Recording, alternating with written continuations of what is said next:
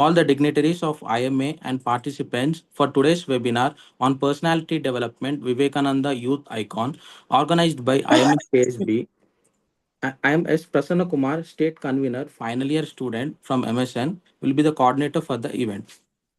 I would like to give a warm welcome to Dr. Chinivalan sir, Honorable President IMA KSB, Dr. Suriraju sir, Honorable Secretary IMA KSB, Dr. Padma Prakash ma'am, Chairman IMA MSN, Regular Central Committee Member IMA KSB, Dr. Vinaya Srinivasan ma'am, IMA KSB Coordinator, Dr. Anuradha Paramesh ma'am, Standing Committee Member, and our guest speaker Dr. Arvind sir, and esteemed doctors who are present.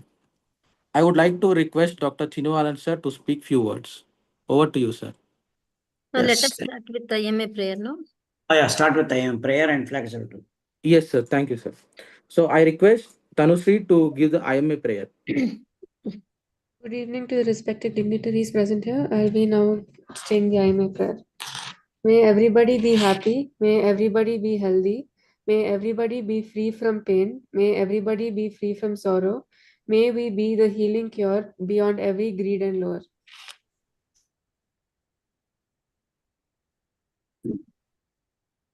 Thank you. Now over to Aditi for flag salutation. Good evening to one all present here. I would talk about the flag salutation. We, the members of Indian Medical Association, stand here to salute our national flag. Its honor and glory shall be our light and strength, and its course shall be our course. We pledge our allegiance to it and realizing our responsibilities as the accredited members of this national organization, we swear we will dedicate everything in our power to see it fly high in the Committee of Nations. Jai Hind, long live IMA. Thank you. Thank you. I request Padma Prakash ma'am to introduce the speaker. Now first let President sir speak. Yes, ma'am. Dr. Chinivalan sir, over to you, sir. Good evening to one and all. On the occasion of Sri Vivekananda's birthday, that is 12th January, so he have kept a very good topic, especially for the younger generations of junior doctors and medical students.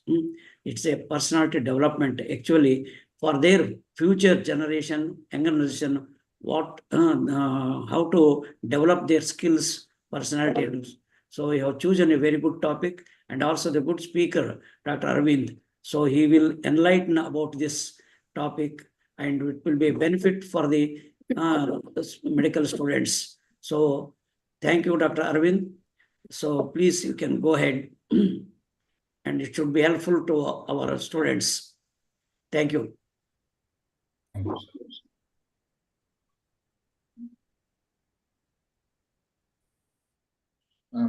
Shall I go ahead, or was there an introduction? Yeah, No. there is introduction. There is it. Few words from Dr. Suriraju, Secretary. Dr. Suriraju. Good evening, everyone. Thank you for inviting me. It is very beautiful topic, actually, personality development. It shapes us the future, especially the youth. On the occasion of Swami Vivekananda's birthday, who is the icon or the youth leader, who is considered to be the topmost personality in the world and inspiration for millions of youth. So the personality development is very, very important for the future of any young person, any doctor or any citizen of the country, for the growth and development of the nation. So thank you for choosing this opportunity. I welcome Dr. Arvind I'm very curious to know what he speaks about the positive mindset.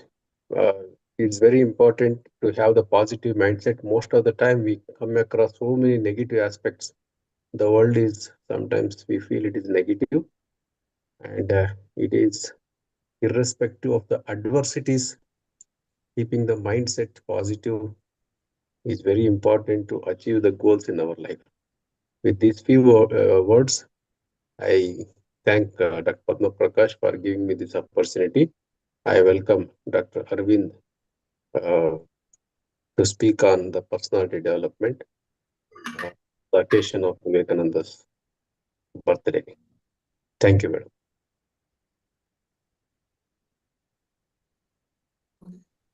Thank you, Dr. Suryaraju, for such kind and good words.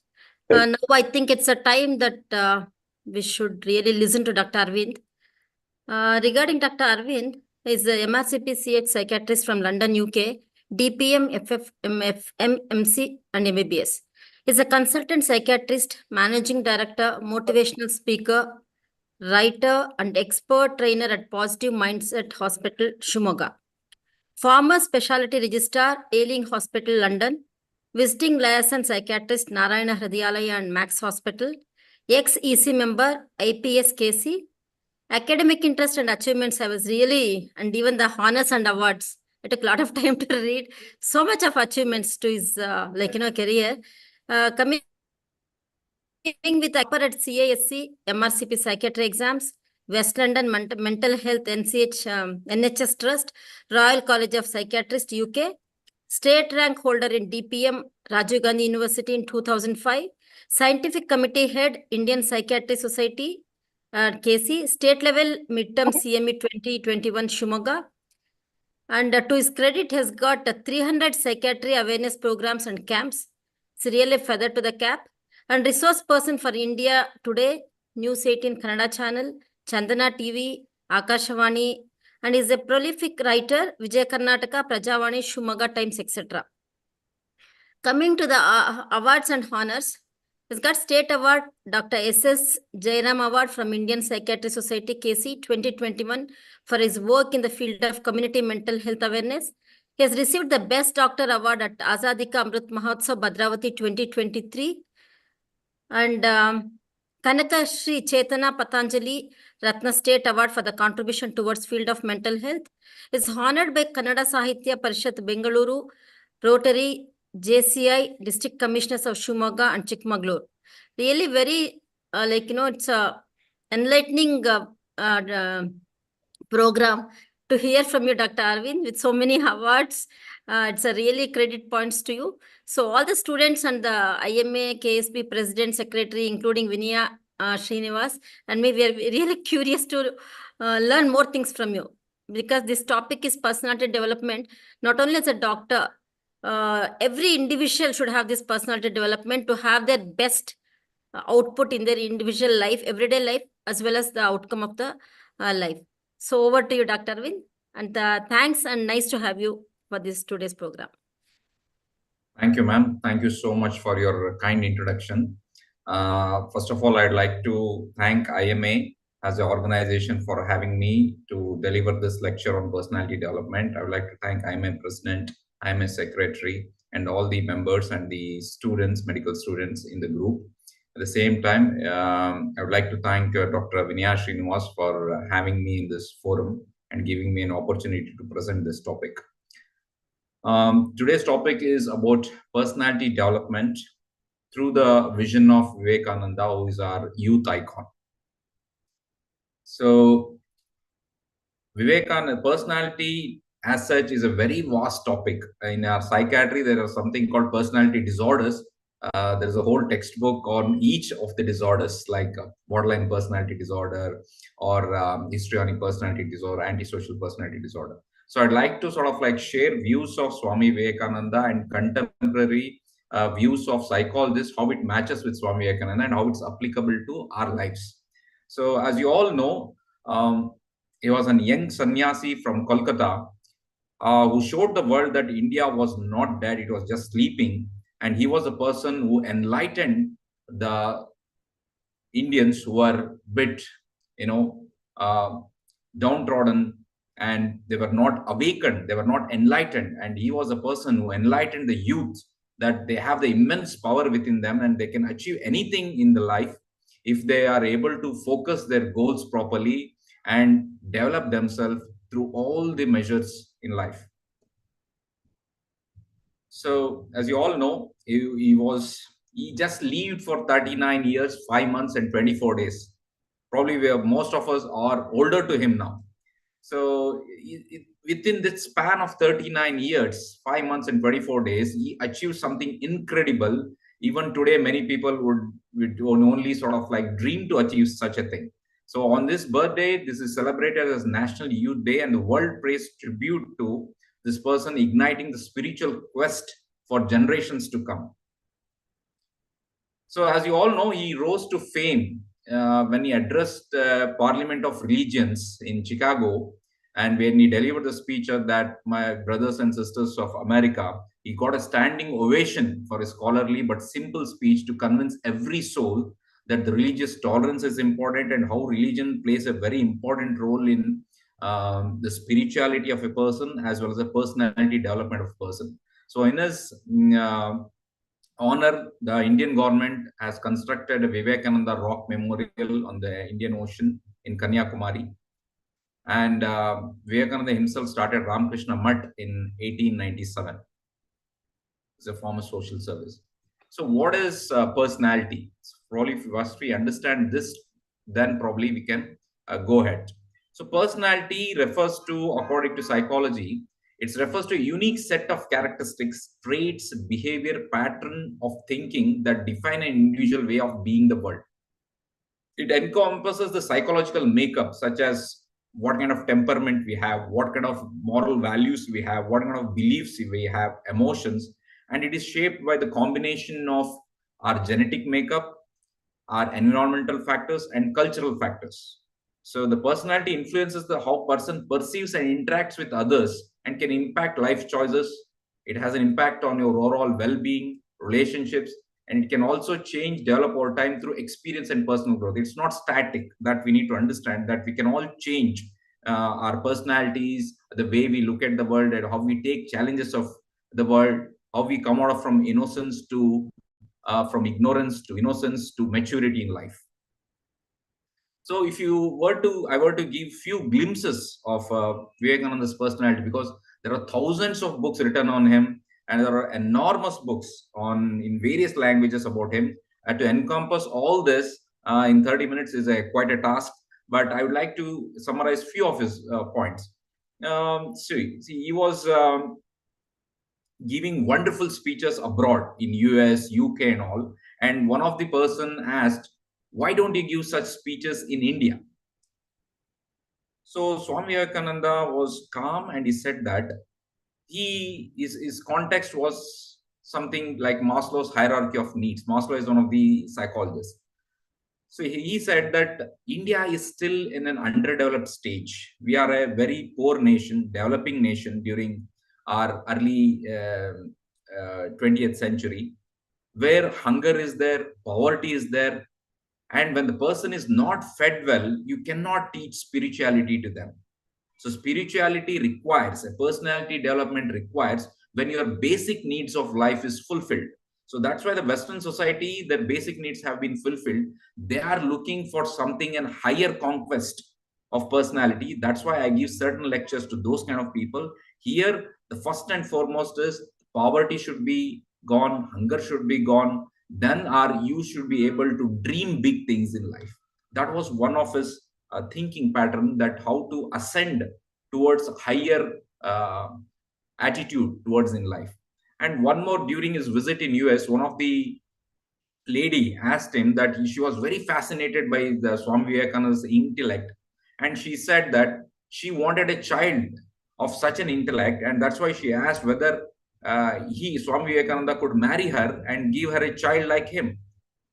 Swami Vivekananda is quite calm during that time. He just replied that I can't be sure about the child that will have the same intellect.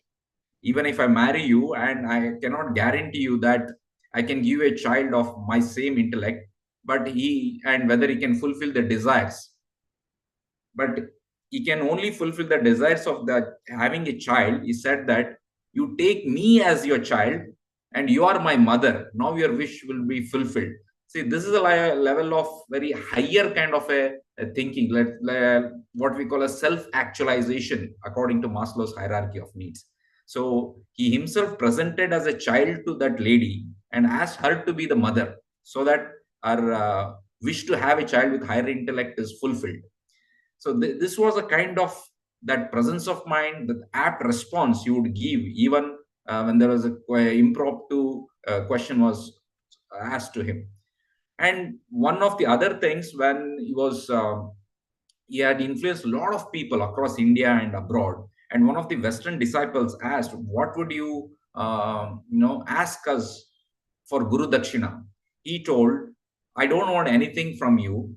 What I really want is, the real Guru Dakshina is to love my country.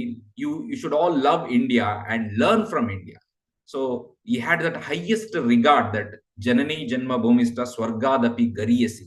This has this kind of thoughts only in higher intellect people, or a person who has a great character and moral and ethical values can show.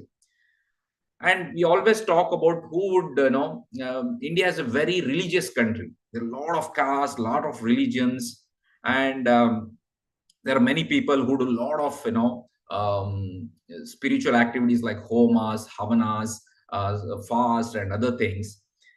And many people say, if we don't do such things, probably we'll end up in hell or naraka. And somebody asked, who would go to heaven to Swami Vivekananda? This anecdote, probably Vinaya Srinivas madam had asked me to write write about a book which I had read. So then I had written about Basava Mattu. That is a comparison of Basavana's ideologies with Vivekananda's, Kabir's, and Kanakadasa's and others' ideology. So same thing, one of the person asked Swami Vivekananda that, who would go to heaven?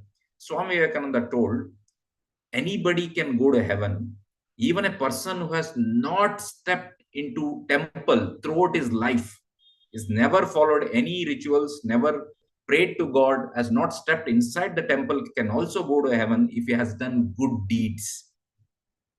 So there you should understand that he was more of a spiritual leader rather than a religious leader. He had his own questions about God, and he was quite practical, logical in his approach as well. So these things, that questioning ability, which should be honed, we should always inculcate in our personality to ask questions, not blindly believe whatever is thrown at us. So this was the statement from Socrates to Plato to Aristotle to Swami Vivekananda.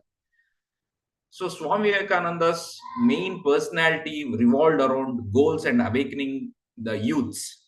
So he told, we always talk about, if you want to become a great person in life, you should have very clear vision of yourself, that what goal you should have.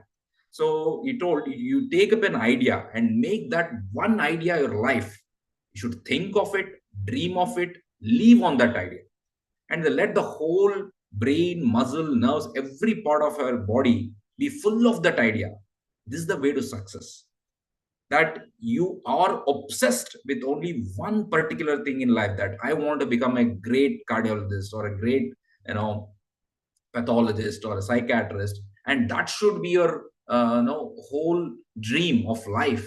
And you think of it, dream of it, and you live with that idea, then you will definitely succeed in life, irrespective of any problems or challenges or obstacles in life. And he focused on few other things, that the greatest sin is to think yourself as weak. Many times we feel that others are better than us, and we don't have that intelligent ability, or we don't have that IQ, and we can't level up to the world leaders or the great achievers in life. That is the greatest sin we do to ourselves, that thinking that we are weak. We are, they say, Aham Brahmasmi. The whole universe is within us. We are capable of anything and everything according to Swami Vivekananda's personality ideas, but we should be able to realize that our potential. So he said that we need to reject certain things, that anything that makes us weak, that we are overbound with our sensual pleasures in life. So we need to reject it as a poison and dare to be free. Many people, even according to Sigmund Freud, freedom means fear to many people, because freedom comes with a lot of responsibility.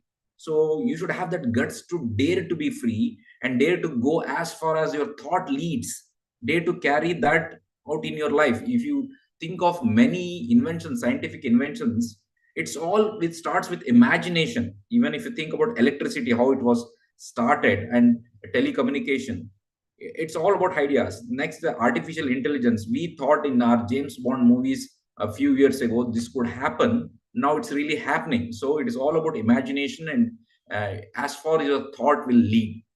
So it's just that we should be careful that our thoughts, when we are in private, we should be worried about thought. When you are in public, you should be worried about your behavior. So it's all about your thought. Watch your thoughts, because the thoughts will become your behavior, and watch your behavior, that will become your habit, and habits will define your character, and character will become your personality. So all things starts from thought. And even in psychology or cognitive behavioral therapy, we always talk about definitive connection between thought, emotion, and behavior. So he always says that everything is within you. Strength is life and weakness is death. So if you compare psychological theories, there is something called eros and thanatos. Eros is life energy, and thanatos is death energy. So it's just that strength is life, weakness is death. It just doesn't mean that you have a six packs and you have a lot of muscles. That is not the strength. It's about your mental ability to overcome failures in life, overcome rejections in life,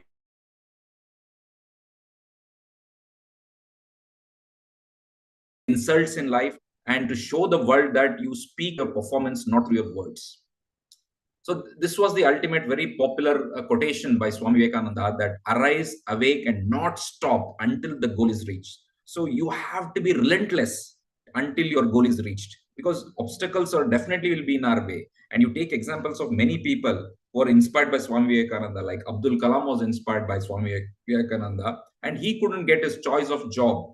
He attended two interviews at the same time. One is at the Ministry of Defense, another is at Air Force. He wanted to become a war force pilot, but he couldn't get the job, and he got a job as a scientist in Ministry of Defense, and he accepted that with full heart, and he became a great scientist and one of the best president India has ever seen. So sometimes your goal has to be reached. You might take a different path, different way, unconquered path, but you should not stop until you reach the goal. So sometimes what we do is, if I can't get certain job or certain postgraduate seat, we tend to lower our goals, that okay, if I don't get this, I'll do this. We have more, create our option A, option B, option C, option D, like this. Don't lower your goals to level of your abilities. Instead, raise your abilities to height of your goals. We need to refine ourselves. If I have an IQ of 120 and I compare myself with a person with IQ of 140, if a 140 IQ person studies for 1 hour, he'll be able to crack the NEET PG exam very easily. But if I have an IQ of 120, I should be studying 4 hours when compared to 1 hour of a highly intellectual person. So I should raise my hard work, raise my ability, go getter kind of an attitude, then you'll reach your goals. This was the view of the great yogi Swami Vivekananda. And he also tells about that obstacles in life. So you'll be very sure in a day when you don't come across any problems in your OPD, you're sitting, you're practicing, and sometimes everything is going very over smooth, then you feel that you're not really doing anything great. There's no challenging task to you. And if you come across any problems and people are trying to pull you down, then you make sure that you are traveling in a wrong path.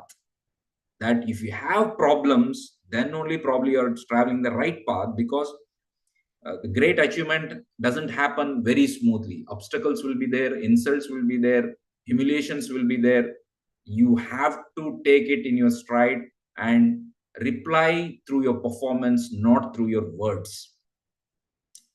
And one more thing, we always talk about self-analysis in psychology as well. And Swami Vivekananda, he had an insight that to improve your personality, you need to talk to yourself. Talk to yourself once in a day. Otherwise, you might miss meeting an intelligent person in this world. That intelligent person is you, because you understand your weaknesses, your strength, your opportunities and threat. You know which are my weaknesses, where I need to improve, which are my abilities, which I can capitalize on. So you know your framework of mind, and you need to talk. If something went wrong, what could I have done better if the same scenario happens in future? Would I have reacted in a better way? Would I have sort of like, took some extra help, any skilled help from others to overcome the situation? So these things are quite important. So coming to, you must all know about Sigmund Freud. He is considered as father of psychoanalysis in the world. And for us, probably Indians, Swami Vivekananda is definitely father of all this psychoanalysis or cognitive therapy. So both Swami Vivekananda and Sigmund Freud believe that unconscious mind influences our thoughts, feelings, and behavior. You should understand, it's our unconscious mind. What does unconscious mind made up of? I'll tell you later. Unconscious mind is influences our thoughts. Our thoughts will influence our feelings or emotions, and our emotions will influence how you behave in a powerful way beyond conscious aware of control. So to give you a small example, you come to your hospital or you come to your medical college in the morning and you wish your colleague good morning. The opposite colleague might not just see at you, you may just walk away. You might have a two kind of reactions here. One reaction is a negative mindset reaction.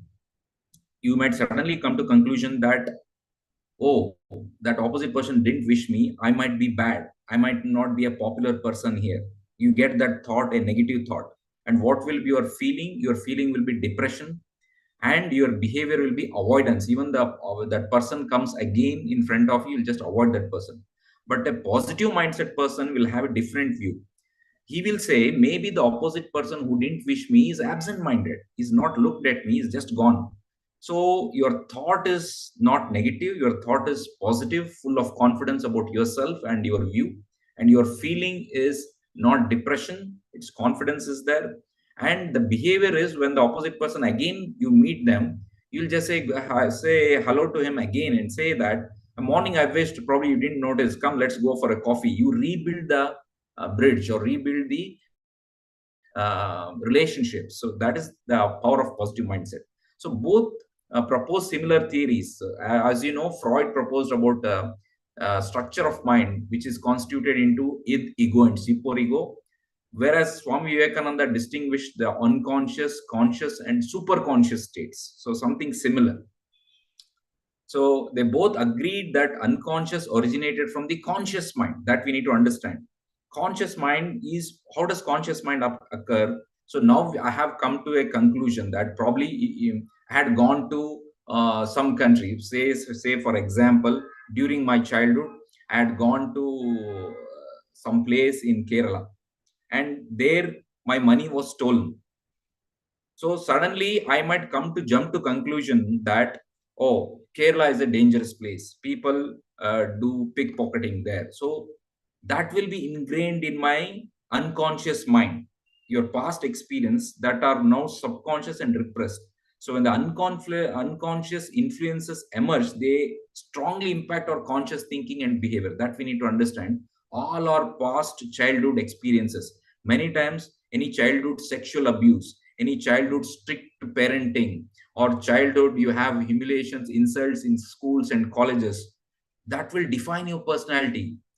If there is a strong, one of my patient had come who had claustrophobia, fear of closed spaces. He was a lawyer, and if we did a psychoanalysis of that person, and we came to know that during his childhood, whenever he used to get low marks, his father would lock him up in a small room which was dark. So since then he had developed the fear of darkness, but he didn't knew that was the root cause for his claustrophobia, that he could not go in a lift, he could not go in a flight or in a AC car where the windows are closed. You would always feel that he is suffocating or humiliating, or so all these childhood subconscious experiences get converted into subconscious mind, and it will come in a more stronger ways. It's not going.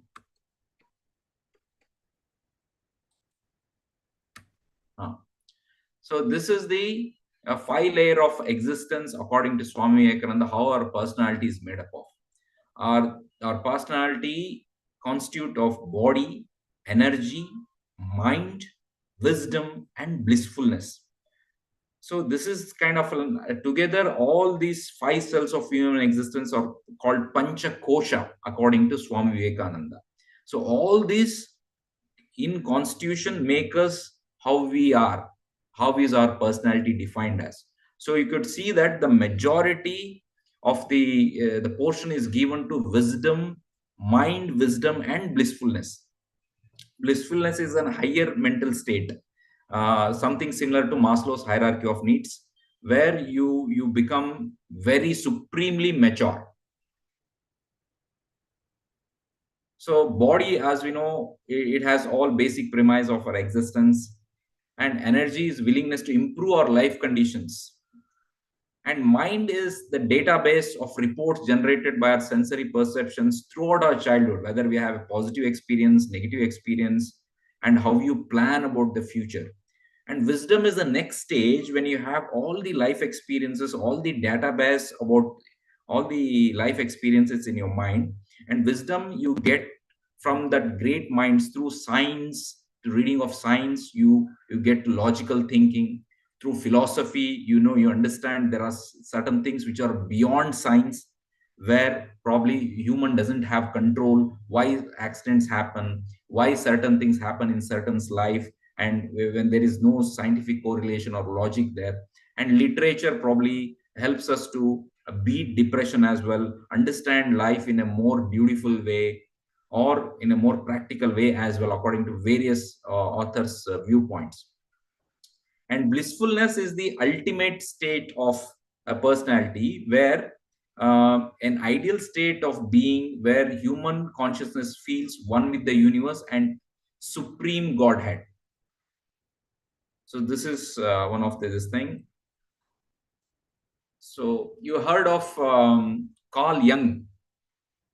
I think somebody raised hand, Pranav T. I'll take the questions at the end, probably. That would be better. So Carl Jung is one of the psychologists who had 4 binary sets of a human personality.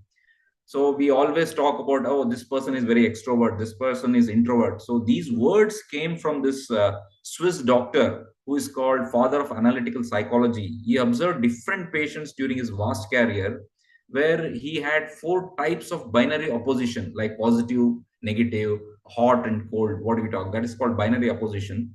So the 2 main thing was extraversion and introversion, sensation and intuition, thinking versus feeling, judging versus perceiving.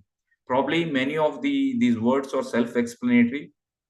Due to lack of time, I would not dwell too much into that, but I would give example of extrovert and introvert. So extrovert, you mainly observe that in a team, some people, the way they introduce themselves, the way they introduce topics, resolve conflicts in a very confident way, and they always speak, first one to speak up, ask questions, go out, ask others how they are feeling, and try to empathize with others. So that is a kind of an extrovert person. But there are other set of people who are quite introvert. They prefer to listen rather than to speak. They analyze more about others' behavior, attitude, and probably they speak at last, and they are a little bit shy and reserved. So that is one set of this binary division. Other is intuitive and sensitive. Probably the time is not there much to dwell into that. Thinking, feeling, judging versus perceiving. There are persons who have judging personality. They always preference for orderliness, decisiveness, and this perceiving person is very easygoing. He takes life as it comes. Judging person wants everything to be in very preferential kind of thing, that after this I will do this, I'll have my breakfast, I will have my dinner at certain time, I'll go to an exercise, or I'll do my studies. Very orderly, very this thing. And a perceiving person, so if I get time now, 5 minutes, I'm waiting in some waiting area, let me just open a book and read it. So he takes life as it comes, and he has got relaxed deadlines. So this is Sigmund Freud concept of personality, where you can see in the picture that unconscious mind has got the major part of how the personality is performed. So he has got id, ego, and superego. Id works on pleasure principle. Ego works on your practical principle, and superego works on morality principle. If I were to give just a small example, if a kid is there and there is chocolate, beautiful chocolate kept in front of the kid would not think he could just grab the chocolate and eat it. So that is id. That is, it works on pleasure principle. It doesn't mind whose chocolate is that, should I take it or not. Whereas ego, when the ego comes in a later stage of our life, we think, should I take it? Should I not take it? Who says that? Whether it will be right or logical, whether I'll be caught or not. All these practical things will happen when your ego is working. Super ego is a moral thing. What you have been told in the childhood by your parents, by your religious books, what to do, what not to do, whether I am cheating someone, whether I am doing a moral thing or not. So that works on superego. So if there is a storehouse of our primary desires, ego, it is a general personality of a person, and superego is a moral restraint that society puts on us, that's through our childhood upbringing, from our families, and through our religious texts and literatures. So this is one of the classical thing we talk in psychology about how people develop over a period of time. That is called Abraham Maslow's hierarchy of needs. It's a needs hierarchy. So this is a 5-tier hierarchy of such needs common to all humans. Our goals depend on our different needs at different stages of life. For example, first is our physiological needs, that any person you ask, probably first he'll think about is hunger, is food, is water, whether is sleeping well, whether is homeostasis, excretion, all the breathing. That is the physiological needs of every person. Very important. When that is fulfilled, then you go on to the next level of your personality, is your safety needs. Whether you have a home, whether you have an employment, financial resource, all these things comes that you're safe, your family is safe, and health and prosperity aspects will come to them. The next level is level of love or belonging, where you focus more on family, friendships, intimacy, love, and belonging.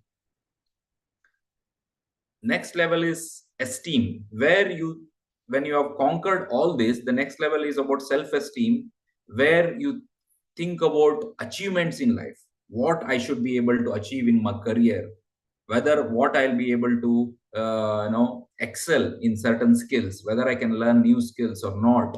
So you respect others, you appreciate others as well when you have good self-esteem over yourself. The last stage is self-actualization.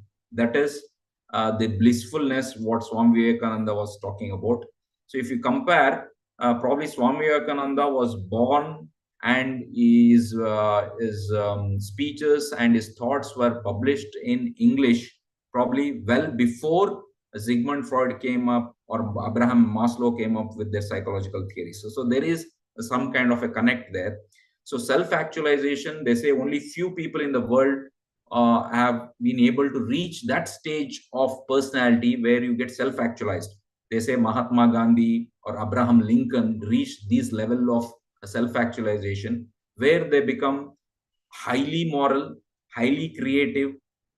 They have this problem-solving ability and acceptance of fact and lack of throwing their thoughts on somebody else. They are open to ideas. They will be listening to others. At the same time, they won't keep any grudge against anybody. They are willing to sort of forgive people. They look at a broader spectrum of life through humanity, where Baswanna or Kanakadasa or Kabir or all these people, where our Gautama Buddha had reached that enlightenment phase, where you think that the whole world is one. It's just like our Kuempu's thought of being Vishwa Manava, that you are a universal man, you accept every caste, religion, or the world with the same love and affection rather than having any kind of hatred nets towards them. So at this stage of self-actualization, person feels like giving back to the society rather than he's not thinking just about himself. He has fulfilled all his physiological needs, safety needs, belonging needs, love needs, and esteem needs. Next is to contribute to the upliftment of the downtrodden, upliftment of the country, the citizens, where you reach. Probably Swami Vivekananda's concept of blissfulness mirrors Abraham Maslow's thought of self-actualization, and probably by the age of 39 years itself, Swami Vivekananda reached his self-actualization phase where his personality was illuminating with great thoughts to uplift the country and its individuals. So these are the assessment of personality. I did not go much into that. And few abnormal personality, because we are talking about all these while normal personalities. So in as a patient, not only in psychiatry, you should be knowing that many people come to you with a small issue, making it a very big thing. So there is something called borderline personality, which is one of the most commonest personality disorders or in humanity.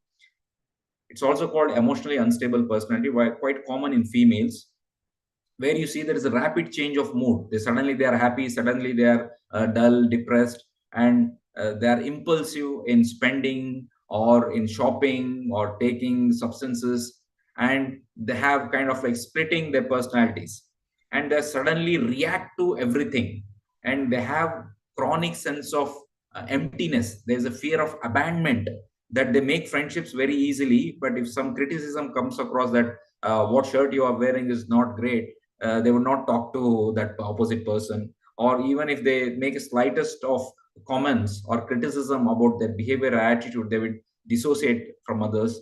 And they are the people who dwell into self-harm behavior, cuts or suicidal ideation. They have an unstable sense of self. They don't know who they are, what they are. They always have that emptiness in themselves. So this is quite common. And in most of the accident and emergency or emergency department, you come across many people cutting their wrist, having quasi suicidal attempts, like trying to take a few tablets of the medications and few, it's not a complete suicide attempt. So these kind of personality, we should think how to change them through the ideas of Vivekananda, having through a goals and having a calm, composed mindset in the midst of adversities. So this is the types of personality disorders. In psychiatry, we talk about cluster A personality, cluster B, and cluster C. And you can see in that cluster A personality, it's called paranoid personality, schizoid, and schizotypal personality. The core theme of cluster A personalities, they are very odd, eccentric. You can see some people, the way they make their eye contact is not very appropriate. They'll be talking to you, they'll be looking somewhere else, and their mannerism, their dressing sense, or how they behave would be very eccentric compared to the majority of the normalcy. And they would be very suspicious about others' behavior and intention. They won't trust people very easily. They have very odd, eccentric attitude. The next cluster is of the dramatic, unpredictable character. Cluster B, which I am talking about, was borderline personality, antisocial personality, histrionic, and narcissistic personality. Antisocial personality, if you take people in jail inmates, probably 70 to 80% will have this antisocial personality traits. Histrionic personality is overdressing, trying to impress the opposite sex. These kind of is called histrionic personality disorder. Narcissistic personality is probably majority of our politicians would probably qualify to this kind of narcissistic personality. Or Hitler probably is one of the classic example of narcissistic personality, who have very, very high view of themselves. They consider themselves next to God or God themselves. They think that sun is not the center of the universe, they are the center of the universe. They have this blatant disregard for emotions and feelings of others. They are manipulative in nature. So these are called narcissistic personality. The third thing is the anxious and fearful personality. You feel that some people who are very good, but they are unable to speak in social situation, unable to give talks in front of others, unable to make presentations. This anxious and fearful cluster is there. So this is antisocial personality, probably a few of the things where they are hostile towards others, a disregard for rules, manipulating, which I told. So all these are called abnormal personalities, just to sort of like think that not everything is, very sweet or very bed of roses. You have people, sometimes you see that you're going in a car or vehicle in a road and suddenly somebody bumps and they make a big issue out of it. They are ready to kill people for small mistakes. We see that nowadays people are killing their own spouses, killing their own parents for the sake of properties, or even the small mistakes in the roads. Road rage happens. So these are all due to their basic personalities, antisocial personality, and which is overfueled by drugs or alcohol or other substances.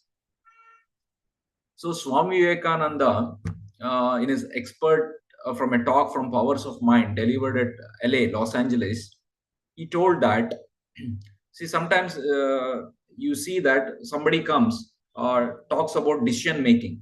He is very well dressed. He talks very fluently about everything, and he goes away.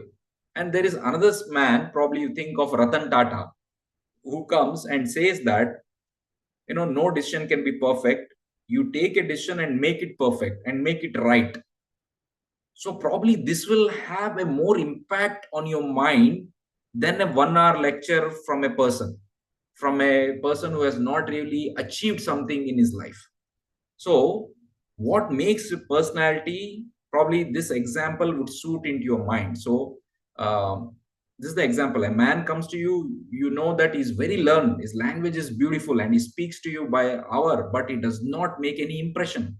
There's another man who comes and he speaks few words, not very well arranged, ungrammatical, and he makes an immense impression, just like Ratan Tata and or Manmohan Singh, something like that. Many of you have seen that. So it's evident that words alone cannot produce an impression. It's not just the words. Words, even thoughts, contribute only 1/3 of the influence in making an impression. The man, 2/3. What you call the personal magnetism of a man, that is what goes out and impresses you. So that the personal magnetism, that you are able to trust that person, you are able to connect to that person, is a far more thing rather than just talking, plain talking. So that we need to understand what makes real personality according to Swami Vivekananda. So if I were to summarize about Vivekananda's personality, he was a man of values with sharp intellect, and he had very rational approach, and he had a spiritual quest about is there a God, and he would constantly go behind Sri Ramakrishna Paramahamsa about asking all this. And he was an exemplary orator.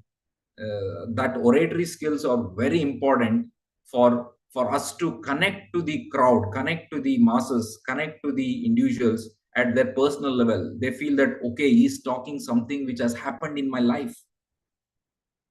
So that really makes an impression. And what I talked about, personal magnetism, this personal magnetism or inspiring character comes from your deeds, from your past. Nowadays, there are a lot of YouTubers, influencers, and many people who talk about how to stop cardiac arrest or how to treat, diabetes or this thing, when they have not even cleared their basic undergraduation degree, and they talk about, operations or how to treat depression, and many people get swayed away from it. We need to think, what is this personal experience, what is this qualification. We need to go to their background to check whether they have a real character, whether they have that real personality within them. We are just swayed away by all the colorful things, what they say, how good videos they make, rather than what is the real content and has he got experience, knowledge in that particular field. So he had all these characters: personality, inspiring character, positive thoughts, and indomitable spirit. Why I say this? Because Swami Vivekananda, he died very early and he had a lot of illnesses actually. He had a lot of ailments, but he was able to sort of like overcome his bodily elements through his mind. We always talk about mind over body. So your positive thought will be able to sort of, if I'm so interested in speaking now, I'll be not be worried about what my stomach is feeling or what is happening, how is the weather or what's happening outside my hospital or room. So you are so focused. So the mind overtakes the body. There are many studies post-stroke depression. Many people who get into depression after stroke or after heart attack, they'll have very poor prognosis. Then a person who has got a good spirit, who is not getting into depression, yeah, will have a good prognosis and good rates of surviving. This has been proved as well. So he was highly influential through his positivity, thought-provoking positivity that we need to understand. So by this, I would like to end at this level because there are a lot of things I can go on for one more hour. But to end at this stage, I would like to really thank the IMA for organizing such a wonderful topic, which I love to speak about. And probably we all need to have, because as a psychiatrist, we go to a lot of engineering colleges. Engineering colleges have made counseling mandatory for all the first year B students who get into engineering. I go to a lot of engineering colleges, teach them about stress management, suicide prevention, because in India, every 50 minutes, one student is committing suicide and 1.5 lakh people are committing suicide in India, which is probably more than COVID numbers, but we are neglecting, we are ignoring mental health and depression and suicide. That's why these things are increasing. I feel that the suicide rates are probably the depression rates and suicide rates, burnout rates are more in doctors, in medical students. They need to have good access to counseling, a psychiatrist, so that they can ventilate their emotion, come out of depression, develop a very strong, indomitable spirit and personality like Swami Vivekananda to overcome any kind of negativity. Thank you so much for patient listening. Thank you so much, Dr. Arvind. Such beautiful and inspiring words from you. The thing is that you are talking about a lot of YouTubers. Now I think it has become a mess. You know, they're big orators and they'll be talking all diabetes, hypertension, and medications for cancer and whatnot. The way, as you said, the oration and the confidence they have in them to, like, give it to the society. So even the doctors who are postgraduate, super specialists also, really, I feel even if we have a YouTube, I don't think we'll have so many followers. But only people will follow them more. In spite they know that they're not doctors, they'll be following them and following all that medications at times, I feel. And coming to Vivekananda, I think is one of the youth icon, what we have seen. And I would like to know really what was the physical element he had, any issues with the health he had? I don't know really much about it because I think he had lung issues. Even many of his books, they say that he had a lot of illnesses, but they're not given what actual illness he had. And Something like they diabetes also say mellitus that or he was a something like that? smoker, used to smoke. Mm. So lung elements was one of the factors. Whether really he had any cancer or anything, we really don't know, which is not mentioned in any of his autobiographies. Probably I need to dig deep down. That's what I'm curious to know about that. What physical elements he had. And anybody, I think Dr. Prasanna, will you take up the questions? Yes, ma'am. Into the chat box, please.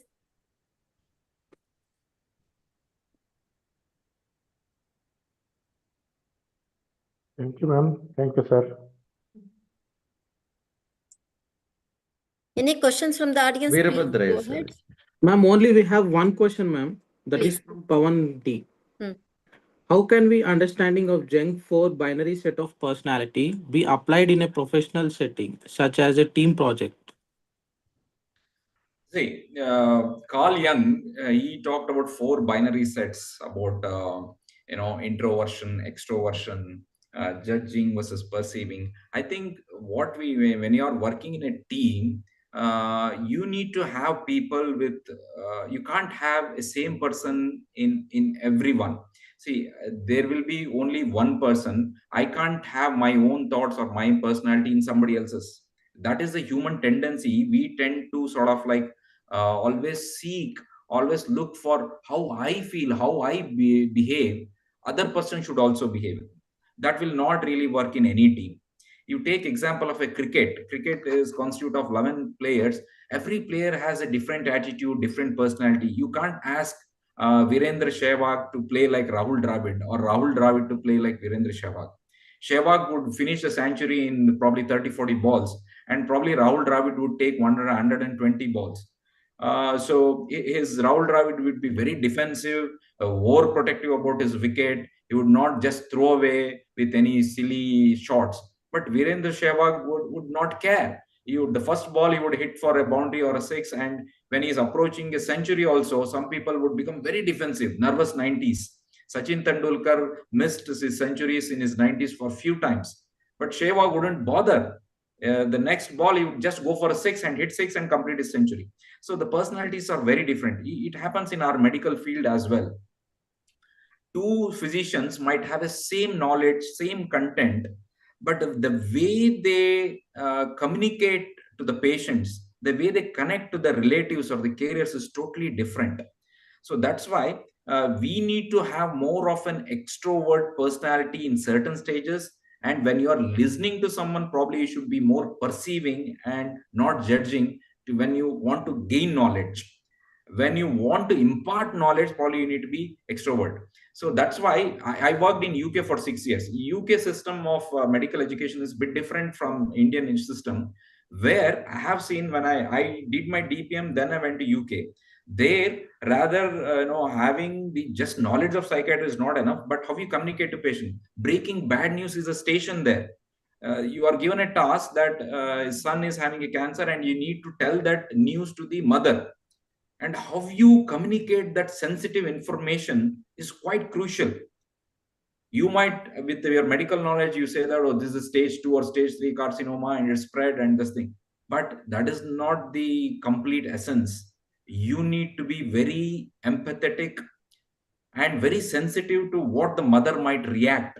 What's her body language? What's her past experience of handling stress or handling bad news? You need to know that and communicate in a very sensitive way. That's why many times what happens is, I have seen our very well-read cardiologists have failed in basic PLAB exams in UK just because they didn't ask permission from the patient to tie the cuff around their forearm. We just do it just like that. There, before even touching the patient, you need to ask permission. So, and you need to explain that I'm going to tie a cuff around your arm. It might go tight. It might get hurt. Please let me know if you feel pain. If you say all these sentences, then go ahead with this procedure. So that is quite important, how you communicate. So that extraversion is required to sort of like ease down the situation in the consultation chamber. I think many of the violence against doctors happens because of this communication difficulties, that some people are very good in the technical terms, what they should know, what is the pathology, what is the prognosis, everything. But whether to communicate that in a very simplified language so that they can absorb, and to communicate that you have done your best to save the client. So that is important, to develop certain characteristic traits of Carl Jung's about extraversion and being perceiving all these things. Dr. Thank you, Arun, sir. very nicely you have explained each and every aspect. I have one question. As you are told, these days, depression, psychological issues is increasing, and even suicidal tendencies are in rise. What advice you give to the youth to prevent these things? They need some kind of training, or is it inborn thing, or it need something like meditation, yoga, mindfulness, all those things? Do you advise these things? Yes, sir. See, all the psychological issues we all have origins called biopsychosocial. You have a biological cause for it, like your genes and the neurochemical imbalance in our brain, just like diabetes, insulin deficiency, type 1 diabetes. You just have inborn error of metabolism there. You don't have insulin and you get into diabetes. So same wise, depression or mania or any schizophrenia, anything will have most of psychiatric disorders or have a neurological basis that we need to understand. So depression is due to neurochemical imbalance in the brain of serotonin and dopamine. Anxiety is due to, again, these serotonin dopamine deficiency with cortisol secreting. So these sociological factors and the psychological biological factors is your genes and neurochemicals. The psychological factors is how you think about a situation. If there is a failure in life, how you take it, whether you take it as a challenge or whether you succumb to the failure and give up your life, how you think about a situation. The third is the sociological factors. Sociological factors is death of the loved ones, death of partner, financial losses, or cheating or anything by your colleagues. How you take, so all these things combined leads to depression or anything. So extreme depression, you will have suicidal thoughts, ideas of hopelessness, worthlessness, and suicidal thoughts. So whenever you get these kind of thoughts, you need to express yourself, you need to ventilate. So prevention of any psychological disorders, it's you need to do physical activity at least 30 minutes to 1 hour every day, so that your endorphins or natural antidepressants kick in, so that will lift your mood. And have the guts to face failures in life. Failures are inevitable part of life. You take from history of Mahabharata, Ramayana, to Swami Vivekananda, to Sachin Tendulkar, was mocked like "Tu to bacha hai, ghar jaake doodh pi" at the age of 16 when he went to play in Pakistan. Everybody has faced failures. Everybody, so you can't be failure proof in life. Many of our young students, they always compare ourselves to themselves to very big achievers at a very young age. Oh, these people have a big hospitals or medical colleges, I won't be able to match up to them. They suddenly compare themselves to unwanted things, which is not the case. You are your comparison. Whether you got some 70% in first year MBBS, you aim for 75% in second year MBBS. That should be your short term goal, not unnatural, unexpected comparisons. So physical activity is important. Having guts to face failure is important. Having a positive mind frame set of mind, and read some autobiographies of great people. You take about Swami Vivekananda or Abdul Kalam or Abraham Lincoln. They've all gone through immense failure. If you take example of Abraham Lincoln, he lost his mother, he lost his job, he couldn't get his love, he was a failure politician, he was a failure advocate, he was a failure businessman. He would have committed suicide 10 times. But he stood like a rock and pursued, and at the age of 52, he became president of United States of America. So just like that, you need to have that capacity to absorb negativity and have that passion to move on. So meditation, physical activity, and positive mindset is important. Combine all this, even after doing all this, somebody can get into depression. That is called endogenous depression. Just like, type 1 diabetes. Even if you have everything in your life, good family, good career, good friends, everything, but you can still get into depression because your brain is not actually communicating enough of serotonin. In that phase, you need to get help of a psychiatrist. That is very important.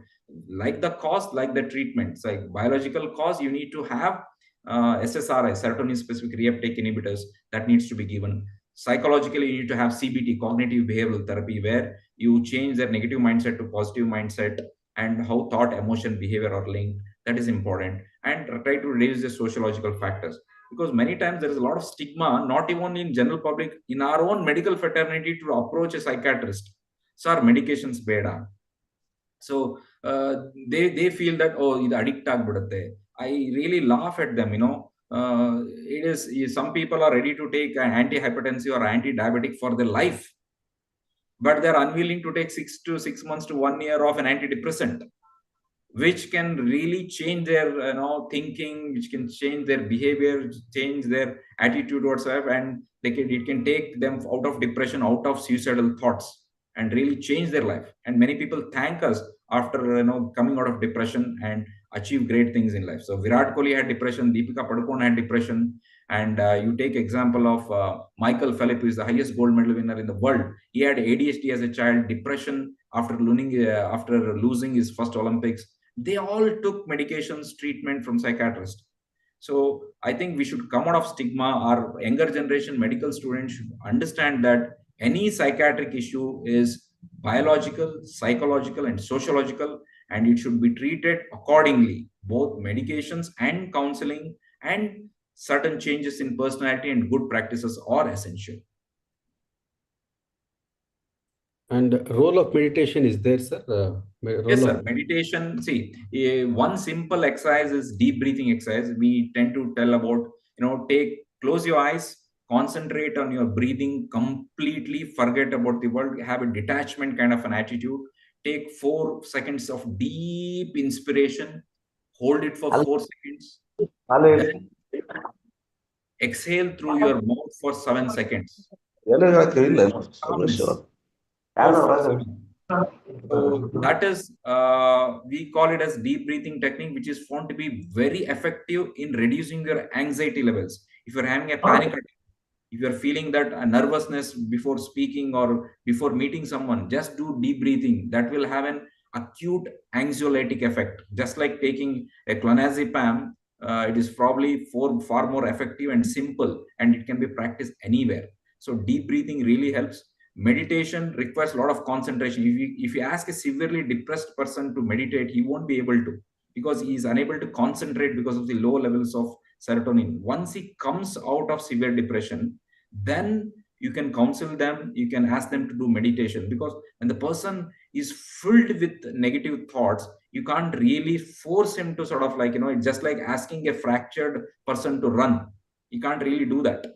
Once the fracture is healed, then he can build his muscles or bones in a more strengthened way. So meditation has a role, deep breathing has a role, spirituality has a role. Probably these are all preventive aspects of any psychological disorders. And follow up, relapse prevention techniques also can be matched with these kind of things, but not for an acute treatment of severe depression, acute treatment of suicidal thoughts. It won't help. Any other questions from the audience? Prasanna? No, ma'am. No questions, ma'am. Arise, awake, and stop not until the goal is reached. So the famous quote of Swami Vivekananda, where we just read, from the beginning of our childhood days. Such a wonderful talk from Dr. Arvind. And one more question, last question from my side. What about the percentage of medical students? Like we see in the newspaper, a lot of medical students, they are unable to bear the stress. So they do commit suicide. So when we were like medical students, I think our aim was mainly to we were very loyal to our parents, and we were always we wanted to achieve the goal. But I don't think the percentage was this much compared 20 years prior, past 20-25 years, the number of medical students committing suicides or jumping from the buildings, we do come across. So, Koire, what could be the reason you feel as a psychiatrist? Ma'am, I think I had a slide, but it's not coming up now. I did stress management for ophthalmologists recently. There is a study done by, I think, Indian Medical Association itself, and there are international studies as well. More than 60 to 70% of medical students and doctors have felt burnout, like stressed out. And more than 10% to 20% of medical students and medical fraternity have thought of committing suicide many times. And if you take the professional percentage of people committing suicide, doctors actually commit more suicide than the other professionals. And certain specialities like anesthesia or ophthalmology and other specialities, there is a study done. They commit suicide more because probably anesthetists have more access to easy forms of committing suicide, like anesthetic agents. That is there. Coming to the younger generation, probably the trust between the patient and the doctor has significantly reduced over the last decade or so. Previously, I think doctors were considered as gods, and the healthcare was not expensive. Here, I think the trust has gone, and because of the bad image created by the media about doctors, about private doctors and professionals, that has also impacted on the thinking of the common man about doctors. So they don't really trust doctors much nowadays. They always think that the doctor is writing a prescription for his own benefit rather than for my benefit. He's writing a investigation for his benefit rather than my benefit. So these kind of negative ideologies have been inculcated in the current generation of patient. So that is what is happening. Previously, I think still 90% of the patients for me or many of your all are very good actually. They really thank us. They bring fruits and other things, and they call us for their weddings or opening housewarming ceremonies. They're really nice. But there is 5 to 10% of people who damage this relationship and try to make big issue of everything.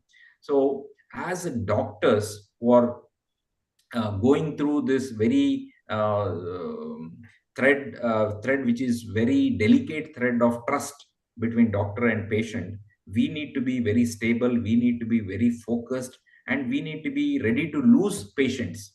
Many times what happens is, because of the competition, sometimes many of our doctors tend to give very extraordinary prognosis about everything, because you are not only competing with your colleagues, you are also competing with the YouTubers. So many times you tend to sort of like do that. If you do that, somewhere down the line something is going to go wrong and people are going to bounce back. It's always best to give the best possible scenario and the worst possible scenario. And even if you lose a patient because you told about the complications of a disorder or a bad prognosis of a disorder, it's okay. We should have that open mind. Many times we to hold on to the patient, many times people tend to paint it in a very neutral way or a very good way. So that's why you need to have that open mindedness to communicate well and think life about the overall perspective. Your profession is one aspect of your life, that is not the entire aspect. You have your family, you have your hobbies. Go for holidays, enjoy life, and don't try to think that if you don't practice tomorrow, the heavens are going to fall. No, patient will definitely find another doctor. So you are not inevitable. That you need to understand, that you don't become too serious in life. You do your work with honesty, with all integrity, but don't think too much about yourself. So you enjoy your life. You are inevitable to your children, your parents, and your near ones.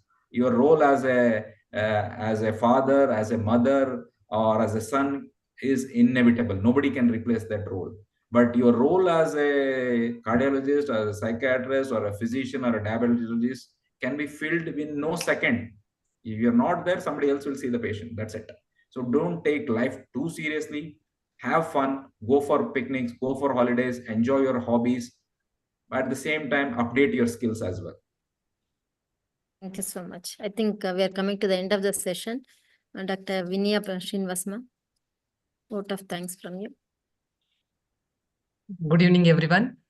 Thank you, Dr. Arvind ST, for such an interesting and inspiring talk on personality development, comparing with Swami Vivekananda's life. It was really very, very interesting and motivating and inspiring to all the young medical students, I believe. Thank you so much for that. I also thank IMA KSB President, Dr. V.V. Chiniwala sir, who was there in the beginning to give the introductory remarks, and who also appreciated for arranging this interesting talk. I thank you, sir. I thank my sincere thanks to Dr. Suriraju V. sir, the Honorable Secretary IMA KSB, for being with us for the entire program and sharing his thoughts with the speaker as well as all of us. I thank Dr. Padma Prakash for taking this initiative of arranging this program. It was her thought actually, and for our luck, we could get the best speaker according to me for inspiring all our young medical students. I thank Mr. Prasanna Kumar, Aditi K, Tanushri, the co-coordinators and co-coordinators of IMA KSB MSN for conducting this program efficiently. I thank all the members of IMA KSB for being present in this program throughout the session and be the reason for success of this program. Thank you one and all. Let us conclude this program. Good Good night, everyone. Thank you. Good night, all. Thank you. Thank you so much, ma'am.